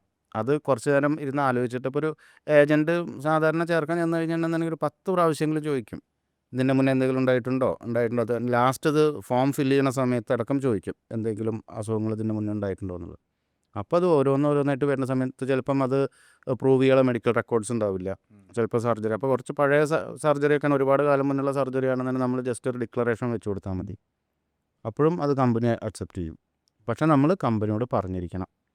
പറഞ്ഞിട്ടില്ല എന്നുണ്ടെങ്കിൽ നമ്മൾ ഈ പ്രൊഡക്റ്റ് മേടിച്ച പൈസ പോവും, ഭാവിയിൽ ക്ലെയിം കിട്ടൂല. യൂഷ്വലി എത്ര ടൈം എടുക്കും ഒരു ക്ലെയിം പാസ്സായി വരാനായിട്ട്? ക്യാഷ്ലെസ് ആണെന്നുണ്ടെങ്കിൽ 2 മണിക്കൂർ. 2 മണിക്കൂർ മതി. റീഇംബേഴ്സ്മെൻ്റ് ആണെന്നുണ്ടെങ്കിൽ 30 days ആണ് പറയുക. 30 daysൻ്റെ ഉള്ളിൽ എന്തായാലും അത് സെറ്റിൽ ചെയ്തിരിക്കും. പിന്നെ നോർമലി നമുക്കൊരു 15 daysൻ്റെ ഉള്ളിലൊക്കെ അത് കിട്ടും. പിന്നെ ചില സീസണിലൊക്കെ ഒരുപാട് ക്ലെയിം ഉണ്ടാവും. അപ്പോൾ ഇപ്പോൾ കുറച്ച് മുന്നേ മഴക്കാലമായ കാരണം എല്ലാ ഹോസ്പിറ്റലിലും അഡ്മിഷനൊക്കെ ധാരാളം വരുന്ന സമയത്ത് നമുക്ക് ക്ലെയിം പ്രോസസ്സിങ്ങിന് കുറച്ച് ഡിലേ എടുക്കും. എന്നാലും 30 ദിവസത്തിൻ്റെ ഉള്ളിൽ എന്തായാലും സെറ്റിൽ ചെയ്ത് കൊടുക്കും. 100% സെറ്റിൽമെൻറ്റ് വരുമോ? 100% സെറ്റിൽമെൻറ്റ് വരില്ല. 2 ചിലവ് നമുക്ക് വരും. ഒന്ന്, നമ്മൾ കഴിക്കുന്ന ഭക്ഷണത്തിൻ്റെ പൈസ. അത് ചിലപ്പോൾ ചില ഹോസ്പിറ്റലൊക്കെ ക്യാൻറ്റീൻ ബില്ല് അവരുടെ ബില്ലിൻ്റെ ഒപ്പം വരും. പിന്നെ നമ്മൾ ട്രീറ്റ്മെൻറ്റിൽ തന്നെ 68 നോൺ മെഡിക്കൽ ഐറ്റംസിന് നമ്മൾ കവറേജ് കൊടുക്കുന്നുണ്ട്. ഈ 68 നോൺ മെഡിക്കൽ ഐറ്റംസിൽ പെടാത്ത എന്തെങ്കിലും എടുക്കുന്നുണ്ടെങ്കിൽ അതിൻ്റെ പൈസ കസ്റ്റമർ എന്തായാലും പേ ചെയ്യണം. ചെറിയ പൈസ വരുള്ളൂ. അത് ഒരു 1 lakh ഒക്കെ നമുക്ക് ബില്ല് വരികയാണെന്നുണ്ടെങ്കിൽ ഒരു 5,000 താഴെയൊക്കെയാണ് ബില്ല് വരുള്ളൂ. നോൺ മെഡിക്കൽ കവർ ചെയ്യാത്ത ഐറ്റംസ്. അപ്പോൾ അത് ഒഴിച്ച് ബാക്കി കവർ ചെയ്യും. ഓക്കെ, അപ്പോൾ ട്രീറ്റ്മെൻറ്റിൻ്റെ ഒക്കെ 100% കവർ ചെയ്യും. 100%. പിന്നെ ചില തിമിര ശസ്ത്രക്രിയയ്ക്കൊക്കെ ചില പോളിസികൾക്ക് ഒരു ലിമിറ്റ് വെച്ചിട്ടുണ്ടാവും. ഒരു കണ്ണ് ചെയ്യുകയാണെങ്കിൽ ഇത്ര രൂപ, 2 കണ്ണും ഒരു കൊല്ലം ചെയ്യുകയാണെങ്കിൽ ഇത്ര രൂപ എന്നിട്ട് അത് മാത്രമാണ് ഒരു അത് ഏവറേജ് മാർക്കറ്റ് പ്രൈസ് വെക്കുന്ന പോലെ. അതെ ചില ഹോസ്പിറ്റൽസ് കൂടുതൽ ചാർജ് ചെയ്ത് കഴിഞ്ഞാൽ ക്ലെയിം അങ്ങനെ പോകാതിരിക്കാം. അതെ. അപ്പോൾ ബാക്കിയെല്ലാം 100% തന്നെയാണ് കൊടുക്കുക. ഓക്കെ, പ്രമോദിനെ കോൺടാക്ട് ചെയ്യാനുള്ള ഡീറ്റെയിൽസും കാര്യങ്ങളും ഞാൻ എന്തായാലും ഈ വീഡിയോന് താഴെ കൊടുക്കുന്നുണ്ടായിരിക്കും. അതുകൂടാതെ ഒരു ഏറ്റവും ഏറ്റവും നല്ല രീതിയിൽ ഒരാളെ ഈ ഒരു പോളിസി എടുത്തതിലൂടെ സഹായിക്കാൻ സാധിച്ചു എന്ന് തോന്നിയ ഒരു കഥ പറയാമോ? ഒന്നല്ല 2 കഥ പറയാം. അതായത് ഞാൻ പോളിസി എടുത്തിട്ട് 6 മാസമായിട്ടുണ്ടായിരുന്നുള്ളൂ. അദ്ദേഹം ബാംഗ്ലൂരാണ്. അവർക്ക് ഒരുപാട് ഓസ്ട്രേലിയയിലും ദുബായിലൊക്കെ ബിസിനസ്സുള്ള ആൾക്കാരാണ്. 2 പയ്യന്മാരാണ്. അപ്പം അതിലൊരാൾ ജോലി ആവശ്യമായിട്ട് ബാംഗ്ലൂരിൽ നിന്ന് സിക്കിമിലേക്ക് വരികയാണ്. വന്നിട്ട് പിന്നെ ഈ സിക്കിമിലെത്തിയതിന് ശേഷം അവർക്ക് വയറിനൊക്കെ ഭയങ്കര അസ്വസ്ഥത, മോഷൻ ഇല്ല, ഈവൻ യൂറിനടക്കം പാസ് ചെയ്യാൻ പറ്റണില്ല. അങ്ങനെ അവിടെ മെഡിക്കൽ കോളേജിൽ കൊണ്ടുപോയി. ആ മെഡിക്കൽ കോളേജിൽ 6 ലക്ഷം രൂപയാണ് ബില്ല് വന്നത്. അത് കഴിഞ്ഞിട്ട് അവർ തന്നെ ഇവിടുന്ന് ആസ്റ്ററിലേക്ക് കൊണ്ടുവന്നു. അവിടെ പിന്നെ കുറച്ച് ബില്ലായി, 1 ലക്ഷം രൂപയുടെ താഴെ ബില്ലായി. അത് കഴിഞ്ഞിട്ട് 2 വർഷം കഴിഞ്ഞപ്പോൾ ഈ സർജറി ചെയ്തതിൻ്റെ ഭാഗമായിട്ട് അദ്ദേഹത്തിനൊരു ഹെർണിയം കൂടി വരുന്നുണ്ടായി. അതിന് വീണ്ടും ഒരു നല്ലൊരു എമൗണ്ട് അതിന് ചിലവായി. അപ്പോൾ ചുരുക്കം പറയുകയാണെന്നുണ്ടെങ്കിൽ അവരൊരു 3 വർഷമായിട്ടുള്ള നമ്മുടെ അടുത്ത് പോളിസി എടുത്തിട്ട് പക്ഷേ 10 ലക്ഷം രൂപയോളം അവർക്ക് ക്ലെയിം വരുന്നുണ്ടായി. പിന്നെ ഉള്ളത് ഇപ്പം കഴിഞ്ഞ ആഴ്ചയിലാണ് ഒരു 34 വയസ്സായിട്ടുള്ള ഒരു ലേഡിക്ക് ക്യാൻസർ ഡയഗ്നോസ് ചെയ്യുന്നത്. അപ്പോൾ അതിന് അത്യാവശ്യം നല്ല ചിലവ് വരുന്നതാണ്. പക്ഷെ അവർക്ക് കവറേജ് ഉള്ള കാരണം സാമ്പത്തികമായിട്ട് പേടിക്കേണ്ട കാര്യമില്ല. കാരണം ട്രീറ്റ്മെൻറ്റിനുള്ള അപ്പോൾ അവർ കൊടുത്തിട്ടുള്ള എസ്റ്റിമേഷൻ നോക്കുന്ന സമയത്ത് നമ്മുടെ അടുത്തുള്ള കവറേജും നോക്കുമ്പോൾ പേടിക്കേണ്ട കാര്യമില്ല. അത് കവർ ചെയ്ത് പോകുന്നതാണ്. ഇനി അതുമല്ല, അത് ട്രീറ്റ്മെൻറ്റ് കഴിയുമ്പോഴേക്കും അവർ പോളിസി റിന്യൂ ചെയ്യേണ്ട ടൈമാണ്. അപ്പോൾ വീണ്ടും ആ കവറേജ് വീണ്ടും കിട്ടും, കണ്ടിന്യൂ ചെയ്യാം. അപ്പോൾ അത് നമുക്ക് എന്താ പറയുക, നമ്മൾ ചെയ്യുന്ന ജോലിയോടുള്ളൊരു ഇങ്ങനത്തെ സിറ്റുവേഷനിൽ ഞാൻ അന്ന് നിർബന്ധിച്ചെടുപ്പിച്ച കാരണമാണ് അവരത് എടുത്തത്. നമ്മളിപ്പോൾ ആരെന്നെ കണ്ടു കഴിഞ്ഞാലും ഒരു ഇൻഷുറൻസ് ഏജൻറ്റ് നോർമലി എങ്ങനെ വെച്ചിട്ടുണ്ടെങ്കിൽ സാധാരണ വർത്തമാനം പറഞ്ഞു കഴിഞ്ഞാൽ ആ പിരിക്കുന്ന നേരത്ത് ചോദിക്കും ഹെൽത്ത് ഇൻഷുറൻസ് എടുത്തിട്ടുണ്ടോ എന്നുള്ളത്. തീർച്ചയായിട്ടും ശരിക്ക് ഹെൽത്ത് ഇൻഷുറൻസ് എല്ലാവർക്കും വേണ്ട ഒരു കാര്യമാണ്. ഇപ്പോൾ ചില പ്രൊഡക്ട്സ് മാർക്കറ്റിൽ സെല് ചെയ്യാൻ ഭയങ്കര ബുദ്ധിമുട്ടാണ്. അങ്ങനത്തെ ഒരു പ്രൊഡക്റ്റാണ് ഇൻഷുറൻസും. പക്ഷേ നമ്മൾ കോമൺ സെൻസ് വെച്ച് ആലോചിച്ചാൽ മതി. അതായത് നമുക്ക് ഒരു ഹോസ്പിറ്റൽ കേസ് വരുമ്പോൾ വരാനിരിക്കുന്ന ഒരു ബുദ്ധിമുട്ടിനെ കുറിച്ചൊന്ന് മുൻകൂട്ടി കണ്ടാൽ ഇത് എല്ലാവരും എടുത്തു വെക്കേണ്ട ഒരു കാര്യമാണ് ഹെൽത്ത് ഇൻഷുറൻസ്. പിന്നെ ആർക്കെപ്പോൾ എന്ത് വരും നമുക്കൊന്നും പറയാനൊന്നും പറ്റില്ല. അപ്പോൾ എന്തായാലും വളരെ നല്ലൊരു പോഡ്കാസ്റ്റ് ആയിരുന്നു. വളരെ ക്ലാരിറ്റിയോട് കൂടിയിട്ട് നമുക്ക് ഹെൽത്ത് ഇൻഷുറൻസിനെ കുറിച്ച് എന്തിനൊരാൾ എടുക്കണമെന്ന് സംസാരിക്കാനായിട്ട് സാധിച്ചിട്ടുണ്ട്. എന്തെങ്കിലും പ്രമോദിന് ഒരു കാര്യം പറഞ്ഞുതരാം. ഇനി NRIs അതുപോലെ നാട്ടിൽ തന്നെ ബാങ്കിൽ വർക്ക് ചെയ്യുന്ന നല്ല കമ്പനികൾ, അതായത് അവരുടെ എംപ്ലോയർ ഇൻഷുറൻസ് പ്രൊവൈഡ് ചെയ്യുന്ന കമ്പനികളുണ്ടാവും. അവർ വിചാരിക്കുന്നൊരു കാര്യമുണ്ട്, ഞങ്ങൾക്ക് ഇപ്പോൾ ഇൻഷുറൻസ് ഉണ്ടല്ലോ, ഞങ്ങൾ അതായത് റിട്ടയർമെൻറ്റിന് ശേഷം എടുത്താൽ പോരെ എന്നുള്ളൊരു ചിന്താഗതി അവർക്കുണ്ട്. അതിൽ മനസ്സിലാക്കേണ്ട കാര്യം എന്താ വെച്ചിട്ടുണ്ടെങ്കിൽ, ഇപ്പം NRIs ആണെങ്കിൽ അവിടെ നല്ല കവറേജുള്ള ഇൻഷുറൻസ് ഉണ്ടാവും, അത് നാട്ടിൽ ഉപയോഗിക്കാൻ പറ്റുന്നതായിരിക്കും. പിന്നെ എന്തിന് ഇപ്പം തന്നെ നാട്ടിൽ ഇൻഷുറൻസ് എടുത്തു വയ്ക്കണം എന്നുള്ളൊരു ചിന്ത ഉണ്ട്. അതിന് ഉത്തരം എന്താ വെച്ചിട്ടുണ്ടെങ്കിൽ, ആരോഗ്യമുള്ള സമയത്താണ് ഹെൽത്ത് ഇൻഷുറൻസ് കിട്ടുള്ളൂ. ഇന്ന ഡേറ്റിൽ ഇന്ന അസുഖം വരും എന്ന് വെച്ചിട്ടുണ്ടെങ്കിൽ അതിൻ്റെ എത്ര ദിവസം മുന്നേ നമുക്ക് ഇൻഷുറൻസ് എടുത്തു വെച്ചാൽ മതി. അപ്പം ഈ 60 ഇയേഴ്സിൽ നമ്മൾ റിട്ടയർ ചെയ്തതിന് ശേഷം പുതിയൊരു ഇൻഷുറൻസ് എടുക്കുക എന്നുള്ളത് ചിലപ്പോൾ നടന്നോളണം എന്നില്ല. അതെ, അതിൻ്റെ മുന്നേ ഒരു ക്രിട്ടിക്കൽനെസ് നമുക്ക് വന്നു കഴിഞ്ഞാൽ പിന്നെ ഇൻഷുറൻസേ കിട്ടില്ല. അപ്പോൾ ഈ റിട്ടയർമെൻറ്റിൽ കിട്ടുന്ന പൈസ കംപ്ലീറ്റ് പിന്നെ എന്തിനുണ്ടാവുള്ളൂ, ഹോസ്പിറ്റലിൽ കൊണ്ടുപോയി കൊടുക്കാനേ ഉണ്ടാവുള്ളൂ. അപ്പോൾ അതുകൊണ്ട് എന്തായാലും കമ്പനി ഇൻഷുറൻസ് ഉണ്ടെങ്കിൽ പോലും നമ്മളിപ്പോൾ പാരലായിട്ട് ഒരു ഇൻഷുറൻസ് മെയിൻറ്റെയിൻ ചെയ്യും. NRIസിന് ഇവിടെ നിന്ന് എടുക്കാൻ പറ്റും ഇൻഷുറൻസ്? അവിടെ ഇരുന്നു കൊണ്ട് തന്നെ എടുക്കാൻ പറ്റും. പറ്റും. ഇപ്പം ഇനി മെയിനായിട്ടൊരു കാര്യം എന്ന് വെച്ചിട്ടുണ്ടെങ്കിൽ ഈ 22 മുതൽ ആ. നമുക്ക് GST ഇല്ല. ഓ അപ്പോൾ അതെന്ന് പറഞ്ഞു കഴിഞ്ഞിട്ടുണ്ടെങ്കിൽ വലിയ എമൗണ്ടാണ് ഇൻഷുറൻസ് പ്രീമിയത്തിൽ കുറയണത്. ഞാൻ നേരത്തെ 30,000 രൂപ എന്ന് പറഞ്ഞില്ലേ, 10 ലക്ഷം രൂപ. ഓക്കെ, അതിൻ്റെ അപ്പം വരുന്ന സമയത്ത് 24,500 രൂപയ്ക്ക് വരുള്ളൂ. അപ്പോൾ എത്ര രൂപ കുറഞ്ഞിരിക്കുന്നത്? അതിപ്പോൾ ഇൻഷുറൻസ് മേടിക്കാൻ ഏറ്റവും നല്ല പറ്റിയ സമയമാണ്. ഇനി ഈ പൈസ ഒരുമിച്ചിട്ട് അടയ്ക്കും വേണ്ട, നമുക്ക് മന്തിൽ അടച്ചാൽ മതി. അതും 3 ഇയറിൻ്റെ പ്ലാനൊക്കെ ഒരുമിച്ചിട്ട് നമ്മൾ എടുക്കുകയാണെന്നുണ്ടെങ്കിൽ 2ാമത്തെ 3ാമത്തെ വർഷത്തിന് നമുക്ക് ഡിസ്കൗണ്ട് തരുന്നുണ്ട്. 10% വെച്ചിട്ട് തരുന്നുണ്ട്. 3ാമത്തെ വർഷം 10% കിട്ടുന്നുണ്ട്, 12% ഡിസ്കൗണ്ട് കിട്ടുന്നുണ്ട്. ഈ 10%-ൻ്റെ ഒക്കെ പ്രത്യേകത എന്താ വെച്ചിട്ടുണ്ടെങ്കിൽ ഷോർട്ട് ടൈമിൽ ഒരു ഇൻവെസ്റ്റ്മെൻറ്റിലും കിട്ടാത്ത റിട്ടേൺ ആണ്. ബാങ്കിൽ കൊണ്ടുപോയിട്ട് 6% കിട്ടുക. മ്യൂച്വൽ ഫണ്ടിൽ കൊണ്ടുപോയിട്ട് കഴിഞ്ഞിട്ടുണ്ടെങ്കിൽ 3 വർഷത്തേക്ക് അത് ലാഭമാണോ നഷ്ടമാണോ നമുക്ക് പറയാൻ പറ്റില്ല. അപ്പോൾ ഗ്യാരണ്ടീഡ് ആയിട്ട് ഒരു നല്ലൊരു റിട്ടേൺ കിട്ടുന്നതാണ് ലോങ് ടൈമിലേക്ക്. ഗ്യാരണ്ടീഡ് എന്ന് പറഞ്ഞാൽ എന്തെങ്കിലും അസുഖം വരികയാണെങ്കിൽ അല്ല, ഞാൻ ഈ ഇൻവെസ്റ്റ്മെൻറ്റിൻ്റെ കാര്യം പറയണത്, ഡിസ്കൗണ്ടിൻ്റെ കാര്യമാണ്. ഡിസ്കൗണ്ട് നമുക്ക് ഗ്യാരണ്ടീഡ് ആയിട്ട് കിട്ടുന്നതാണ്. അതെ, മനസ്സിലായില്ലേ? അപ്പോൾ അത് വേറെ എവിടെയും റിട്ടേൺ നമുക്ക് കിട്ടുന്നില്ല. അപ്പോൾ അതുകൊണ്ട് ലോങ് ടേം ഇൻഷുറൻസ് എടുക്കാൻ ശ്രമിക്കുക.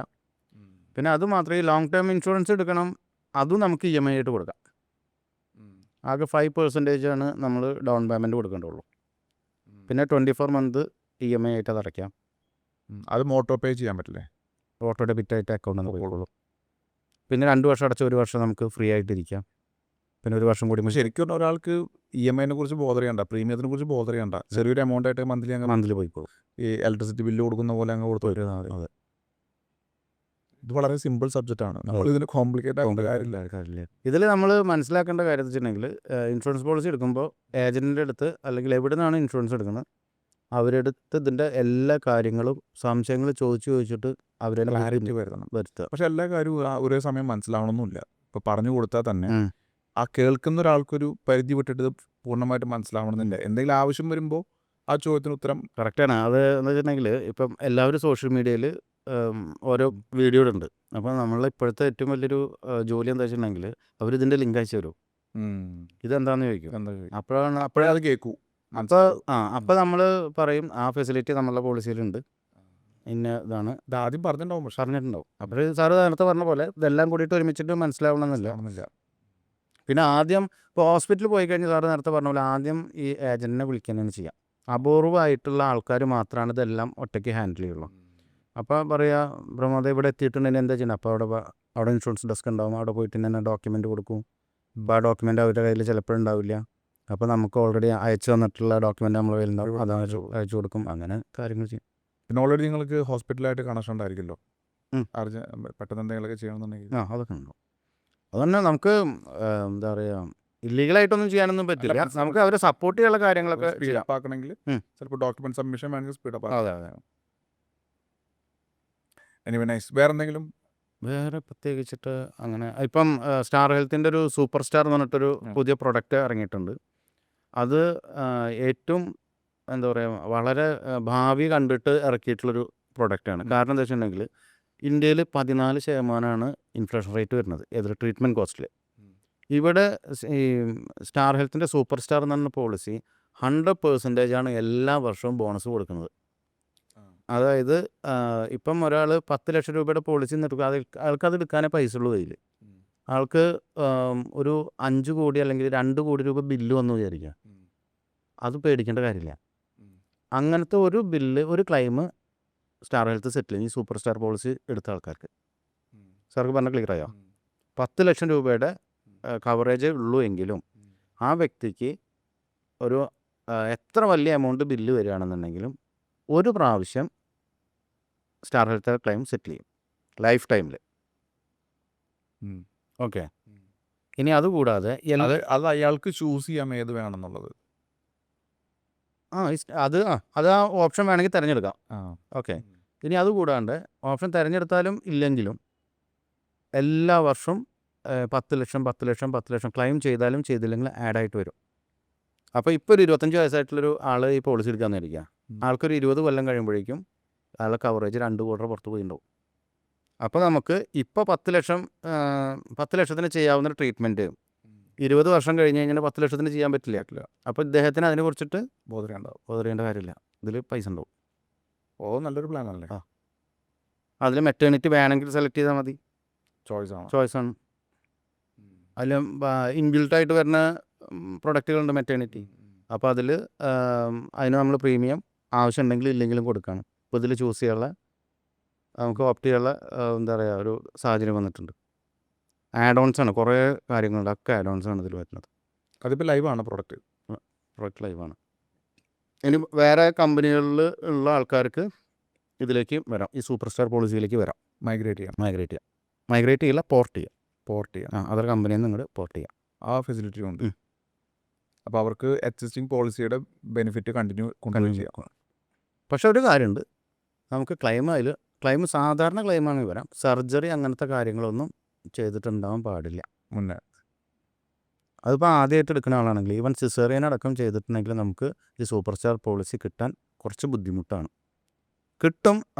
കമ്പനി ചോദിക്കുന്ന മെഡിക്കൽ റെക്കോർഡ്സ് കംപ്ലീറ്റ് ചിലപ്പോൾ നമ്മൾ പുതിയ മെഡിക്കൽ ലാബ് ടെസ്റ്റൊക്കെ ചെയ്തിട്ട് ഇൻവെസ്റ്റിഗേഷൻ ചെയ്തിട്ട് കൊടുക്കേണ്ടി വരും. അതൊക്കെ കൊടുക്കാൻ തയ്യാറാണെന്നുണ്ടെങ്കിൽ നമുക്ക് കിട്ടും. Okay, nice. നല്ലൊരു ഓപ്ഷനാണ്. അതെ. യെസ്. അപ്പോൾ അതൊരു നല്ല കാര്യമാണ്. ഇപ്പോൾ ഈ ഒരു പോഡ്കാസ്റ്റ് ചെയ്യേണ്ട ആൾക്കാർക്ക് ഹെൽത്ത് ഇൻഷുറൻസിനെ കുറിച്ചും അതിൻ്റെ ആവശ്യവും വളരെ വ്യക്തമായിട്ട് മനസ്സിലായിട്ടുണ്ടായിരിക്കും. അപ്പോൾ നമുക്ക് ക്ലോസ് ചെയ്യാം.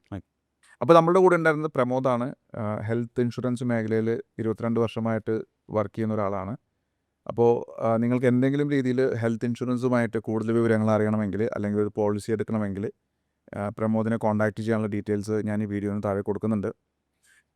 വ്യക്തിപരമായിട്ടും അല്ലാതെയും ഞാൻ പറയാണ്, ഹെൽത്ത് ഇൻഷുറൻസ് ഏതൊരു മനുഷ്യനും എടുത്തിരിക്കേണ്ട ഒരു കാര്യമാണ്.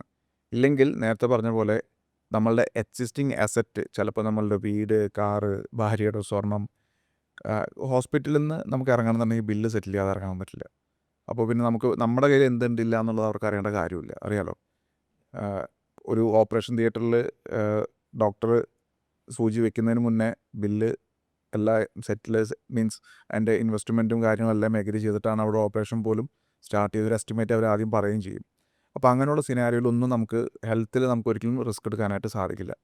അപ്പോൾ ഹെൽത്ത് ഇൻഷുറൻസ് ഇല്ലാത്തവർ ഇന്ന് തന്നെ ഹെൽത്ത് ഇൻഷുറൻസ് എടുക്കുന്നത് കൺസിഡർ ചെയ്യുക. വ്യക്തിപരമായിട്ട് ഞാനും ലൈഫിൽ ഒരുപാട് ഈ ഒരു ഹെൽത്ത് ഇൻഷുറൻസിൻ്റെ ബെനിഫിറ്റ് അനുഭവിച്ചിട്ടുള്ള ഒരാളാണ്. നമുക്കൊരിക്കലും പ്രെഡിക്റ്റ് ചെയ്യാൻ പറ്റാത്ത രീതിയിലാണ് ഇന്ന് പല പല അസുഖങ്ങളും വന്നു പോകുന്നത്. ഹോസ്പിറ്റൽ ബിൽസ് നിങ്ങൾക്കറിയാം കൂടി വരികയാണ്. അപ്പോൾ കൺസിഡർ ടേക്കിംഗ് ഹെൽത്ത് ഇൻഷുറൻസ്. അതിൽ ഏത് പോളിസി എടുക്കണമെന്ന് ചോദിച്ചു കഴിഞ്ഞാൽ പ്രമോദ് പറഞ്ഞ പോലെ സ്റ്റാർ ഹെൽത്ത് നല്ലൊരു ഓപ്ഷനായിട്ടാണ് പറഞ്ഞിരിക്കുന്നത്. അതിൻ്റെ സൂപ്പർ സ്റ്റാർ എന്ന് പറഞ്ഞിട്ടുള്ള പുതിയൊരു പ്രൊഡക്റ്റിനെ കുറിച്ചും പ്രമോദ് പറയേണ്ടായി.